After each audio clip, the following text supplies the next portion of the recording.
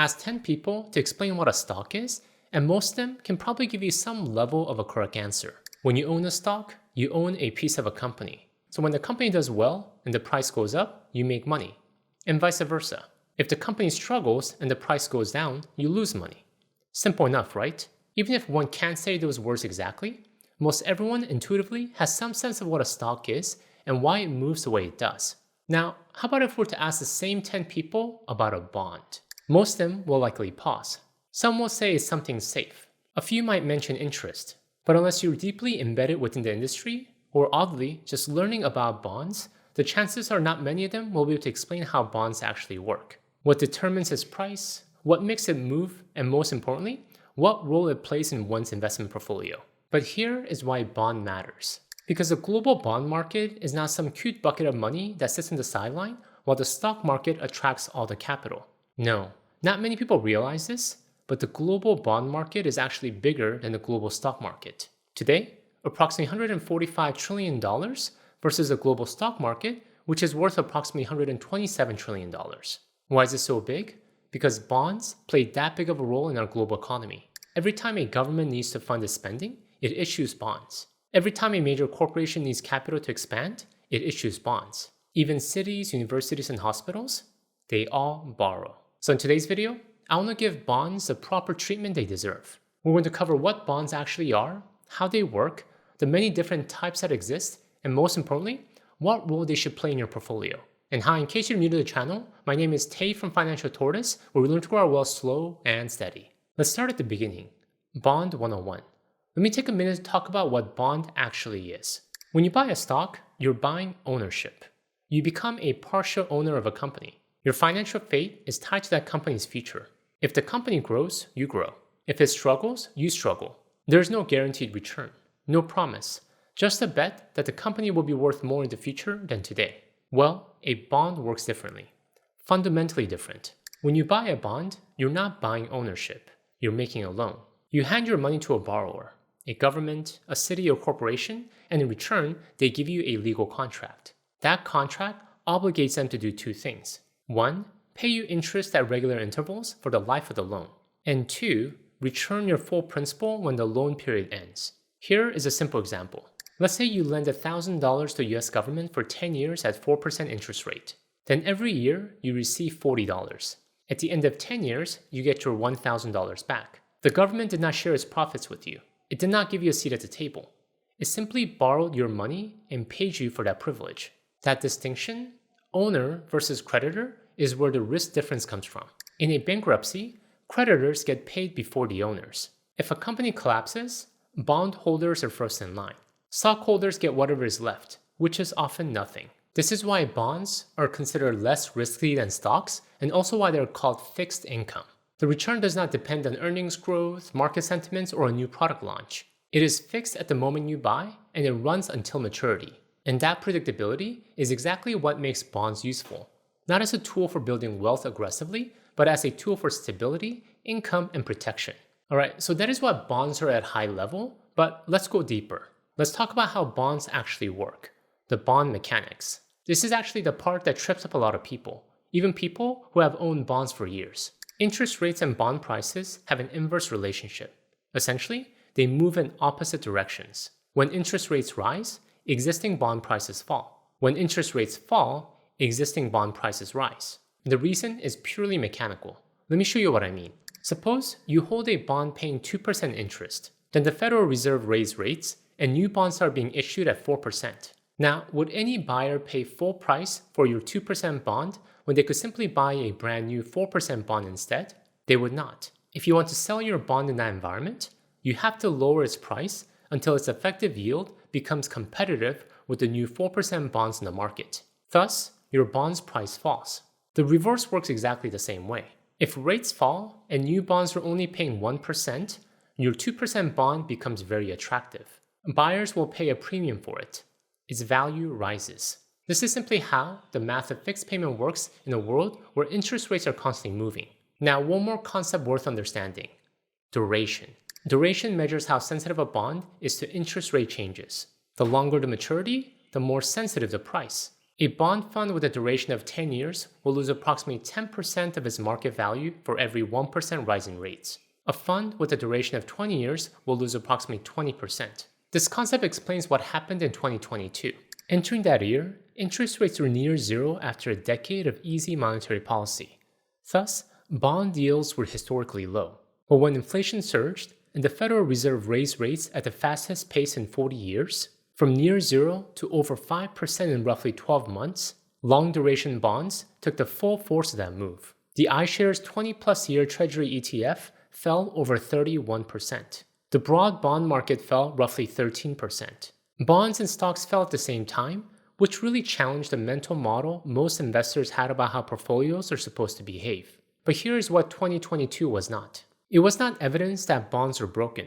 It was an extreme and historically unusual event. The unwinding of a decade of artificially suppressed interest rates delivered at an unprecedented rate. And on the positive side, the same rate reset that caused so much damage also created something that had not existed for many years. Bonds that actually pay meaningful income. A 10-year treasury today yields around 4.5%. That is real income for one of the safest instruments in the world. Additionally, let's compare 2022 to 2008. During the financial crisis, the S&P 500 fell by 38%. Investment-grade bonds returned positive 5%. In that scenario, bonds did exactly what they were supposed to do. Because 2008 was a credit and economic crisis, not an inflation shock. Bond behavior is context-dependent. That is not a reason to abandon them, it is a reason to understand them. Alright, with that, let's take our understanding of bonds another step further. Because just like there isn't just one flavor of Baskin-Robbins ice cream, there isn't just one type of bond. There are actually a lot of different types. But before we continue, you probably noticed that we're covering quite a bit here. And I want to make sure you actually walk away with something tangible from this video, not just a vague memory of what bonds are. So I put together a free PDF guide that summarizes everything we're covering here. Bond 101, major bond types, scenarios where a bond belongs in your portfolio, and the fun tickers to get you started. All in one clean reference you can save and come back to whenever you need it. If you want to download it, the link is in the description below. It is completely free, no catch, just my gift to you for spending your precious time with me today. Alright, let's talk about the many types of bonds. When we talk about bonds, it's easy to treat them as a single entity. One asset class, one behavior, one level of risk. But the bond universe is enormous, and the differences between the different types are almost endless. So let me highlight some of the major ones here that are good to be aware of. The first one I want to talk about is US Treasury securities. This is the most fundamental bond in the bond universe. Issued by the federal government, backed by its full faith and credit, it is the closest thing to a risk-free investment that exists in the world. And treasuries come in three forms based on how long you're lending your money. The first are treasury bills, or T-bills. These mature anywhere from 4 weeks to 1 year. They do not pay regular interest like most bonds do. Instead, you buy them at a slight discount, say $980, and receive the full $1,000 when they mature. The difference is your return. Because of the short time horizon, they behave almost like cash. Very little price volatility, very low risk. The second are treasury notes or T-notes. These mature in 2 to 10 years and pay a fixed coupon every 6 months. These are the workhorses of most bond portfolios. Long enough to earn a decent yield, but short enough to not carry excessive interest rate risk. The third are treasury bonds or T-bonds. These mature in 20 to 30 years. They pay the highest interest of the three, but they're also the most sensitive to interest rate changes. And if you're a student of history, interest rates change quite a bit. The next major bond type that is good to know is TIPS, Treasury Inflation Protected Securities. These are a variant of treasuries with one key difference. The principal, meaning the face value of the bond, adjusts every 6 months based on the Consumer Price Index, which is the government's primary measure of inflation. When inflation rises, your principal grows. When it falls, it shrinks. The practical benefit is that your purchasing power is protected. This can be especially useful if you want to design a portfolio that has inflation protection. Next up is municipal bonds. These are bonds issued by states, cities, counties, and local governments to fund public projects. Roads, schools, hospitals, water systems. The feature that makes them useful is the tax treatment. Interest earned from municipal bonds is exempt from federal income tax. And if you live in the state that issued a bond, it is often exempt from state and local taxes as well. For high-income earners in a high-tax state, this can be quite useful. The next big bucket of bonds is corporate bonds. These are bonds issued by companies, borrowing from investors to fund operations, acquisitions, or expansion. Companies like Apple, JP Morgan, and Johnson & Johnson issue bonds regularly. Relative to treasuries that we just covered, they pay higher yields. But the reason for that is higher risk. Unlike the federal government, these companies can go bankrupt. But regardless, for someone looking for a more competitive interest rate, they can play a role in one's portfolio. Now, beyond these bonds, there are tons of others that I didn't cover and can't cover because the list will be endless. I-bonds, junk bonds, international bonds, emerging market bonds. The list goes on. But rather than trying to cover every single one, I want you to walk away with the bigger picture.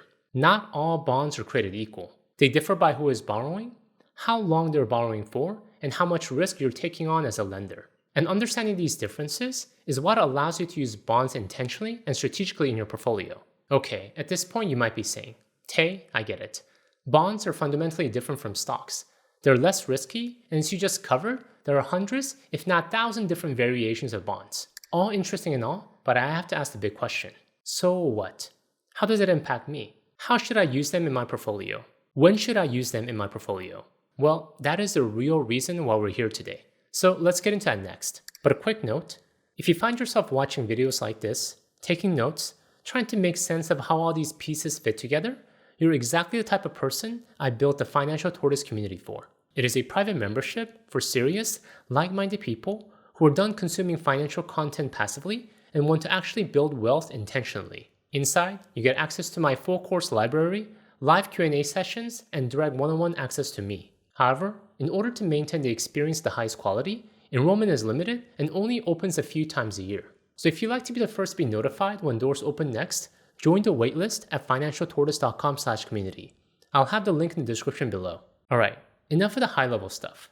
Let's talk about how to actually hold the bonds that we just talked about. When people first hear about all these different types of bonds, it is easy to think that we need to go out and individually buy different treasury notes, municipal bonds, and TIPS. But you actually do not. There's actually a very simple solution to get the necessary bond exposure without all that complexity, and it is called a total bond market index fund. Essentially, in a single fund, you get exposure to thousands of US bonds, treasuries, investment-grade corporate, mortgage-backed securities, across short, intermediate, and long maturities. The majority of the bonds that we just talked about, broadly diversified, low cost, and automatically maintained. The main options are Vanguard's Total Bond Market Index Fund, ticker VBTLX, or BND as an ETF. Fidelity's US Bond Index Fund, ticker FXNAX. Schwab's US Aggregate Bond Index Fund, ticker SWAGX, or SCHZ as an ETF.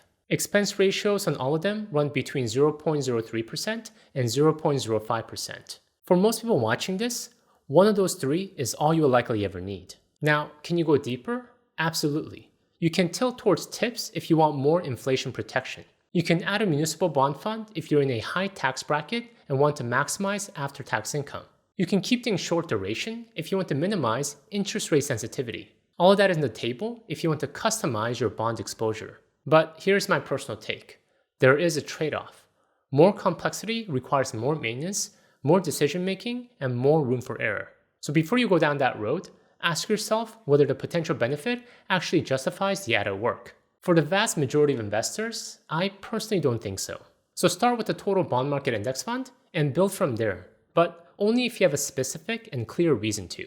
Alright, now that we talked about how to hold bonds, let's talk about when to hold bonds. From my perspective, there are essentially two major scenarios when you want to hold bonds. One is during the accumulation phase if you're risk averse. The accumulation phase is the period when you're actively working and contributing to your portfolio. Now, for most people, I say you should be heavily weighed towards equity during this phase because you have years on your side. However, for those of you who know yourself well enough to admit that watching a portfolio drop 30 to 40% would cause you to panic and potentially sell, bonds can play an important role.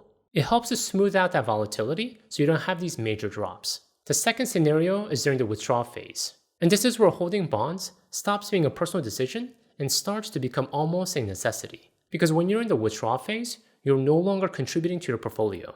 There's no new money coming in to buy the dip, average down your cost, or soften the blow of a bad year. Every dollar that leaves your portfolio to pay for your life is a dollar that can no longer compound. That shift from adding to withdrawing changes everything about how a market downturn affects you. Think about it this way.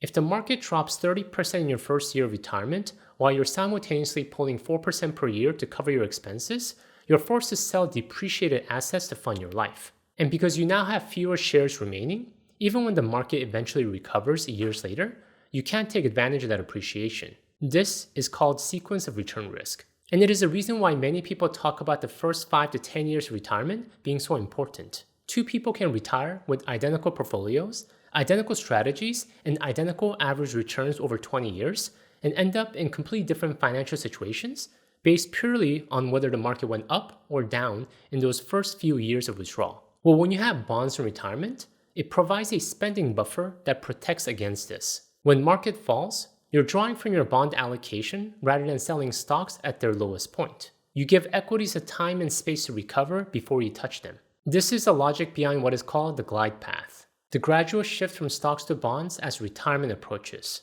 Bottom line, bonds will never be the most exciting part of your portfolio. You'll not get rich off bonds. However, it can and does play a crucial role in getting you to where you want to get to.